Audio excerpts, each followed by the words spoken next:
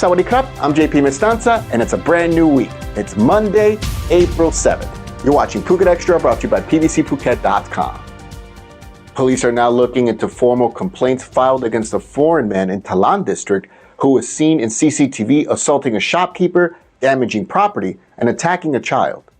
Two locals say that the incident began around 7 a.m. in front of a local grocery store. CCTV footage from the shop showed the man first seen attempting to take something from a samlo, a motorbike with a sidecar parked in front of the shop. The woman shopkeeper comes out to see if she can help. The man refuses the offer and instead walks uninvited into the back of the area of the shop. The woman then retreats when she sees the man is carrying a large knife that he had taken for the back area. The man then attempts to force open the seat to the parked samlo to no avail. The male shop owner soon arrives and confronts the foreigner, and the foreign man violently reacts to the shop owner, recording him on video. A confrontation between the two men begins, with the foreign man as the aggressor. The foreign man, in two separate attempts, then throws the empty glass bottles at the shop owner. Frustrated, the foreign man then storms off, but as he does so, a woman with 3 children, including a baby, pull up at the shop on their motorbike. The foreign man first hits a child sitting on the back of the motorbike, knocking the child to the ground. The foreign man then pushes the motorbike over, with the mother scrambling to protect the baby from the fall. Luckily, the baby remained unharmed. As the man reportedly moved to attack again, the shop owner intervened, prompting the foreign man to flee. Police are now reviewing CCTV footage and gathering additional evidence to identify and locate the suspect. For more, visit thephuket.news.com. Legal action is set to be taking place following an incident in Phuket Old Town on Friday that saw a mentally unstable Thai man arrested for assaulting a foreign female tourist out on the street.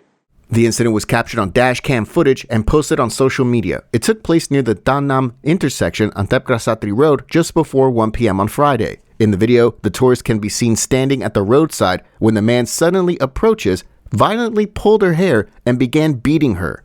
The video shows the man, while still grabbing the woman's hair, punching the woman in the face and then striking her on the back of her head with a closed fist. Still grabbing the woman by her hair, the man then pushes her forcibly down onto parked motorbikes, then forces her to the ground where he keeps beating her. He then stomps on her 3 times before bystanders can intervene and pull the attacker away. Police later apprehended the suspect, a 40-year-old Thai national, who was taken in for questioning. Police said that he was incoherent and claimed to be drunk while showing signs of mental instability. The tourist involved has given a statement to police, saying that she bears no grudge over the incident. However, authorities have confirmed that legal proceedings will move forward regardless.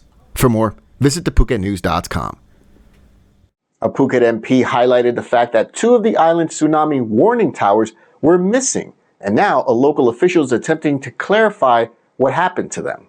Phuket MP Titikan Titi Prutikun last week called for Parliament to launch an investigation into what happened with 2 tsunami warning towers on Phuket's west coast that are now missing. Of the 2 missing tsunami warning towers, one is WH09 at Mai Khao Beach, and the other is WH10 at Lepang Beach, just north of Bang Tao. Mr. Titikan questioned whether the tower at Lepang was on state or private land and who approved its construction, or if authorities wrongly built the tower on private land. He stated, quote, "This change leaves the entire western coast of Thailand with only 2 warning towers, which is not enough. More importantly, Lepang is home to many hotels, tourists, and local residents, making it crucial to keep the tower in place."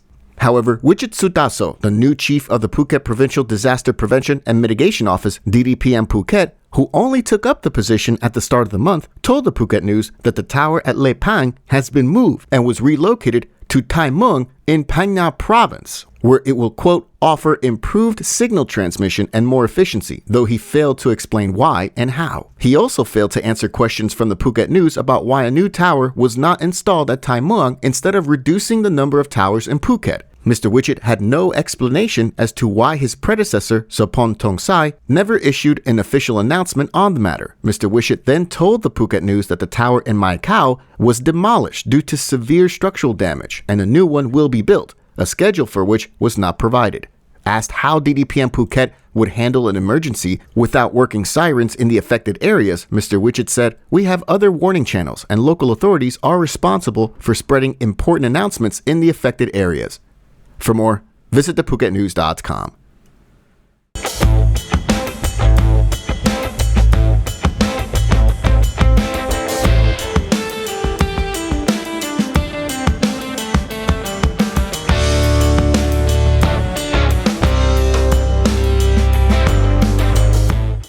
crackdown on illegal street racers in Phuket continues in the central portion of the island, as Wichit Police arrested 17 underage youths and seized 10 motorbikes over the weekend.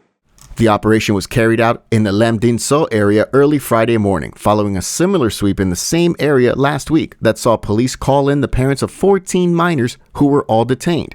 Wichit authorities have identified Lam Din So as a hotspot for illegal street racing, with frequent public complaints about noise and dangerous driving, according to authorities. In this latest operation, 17 youths were arrested, and their parents were also called in for a briefing on their children's actions and responsibilities. They were given an explanation as to what was happening, then handed over to the investigation officer to be charged under the Child Protection Act of 2003 and related traffic laws. Police Colonel Somsak Tongliang, the Wichit Police Chief, emphasized that this was the second major crackdown this month, reflecting the police's commitment to tackling illegal racing. For more, visit thephuket.news.com. A 72-year-old French national is now on the mend after spending 8 hours at the bottom of a steep ravine in Karon on Thursday. Police have yet to provide an update on the man's condition following his rescue on Thursday. Local rescue workers at Kusodam Phuket Foundation were dispatched to Soi Patak 12 in southern Phuket at about 2:35 p.m. Authorities had gotten a call about a man who had fallen into a deep ravine earlier on Thursday. Reports say that the man was able to call his girlfriend at about 10:30 a.m. that morning to tell her that he had fallen and was unable to climb out on his own. Rescue workers worked for hours using specialized equipment, including a pulley system, to not just reach the injured man, but also to pull him out of the ravine. Finally, at about 7 p.m., the victim was pulled out of the ravine and taken to Dibuk Hospital for a medical evaluation. For more, visit thephuket.news.com. We really appreciate you joining us here today on this edition of Phuket Extra, brought to you by pbcphuket.com. We'll see you again tomorrow. Until then, stay classy, Phuket. Phuket's rapid modernization has made it one of the world's premier holiday destinations. Investors can still buy quality condominiums for as low as $75,000, and luxury properties can go all the way up to $20 million. Condominiums in Phuket are a safe, secure bricks-and-mortar investment offering foreigners freehold ownership. Call or email Thai Residential, Phuket's #1 trusted real estate advisor, to find your perfect Phuket property.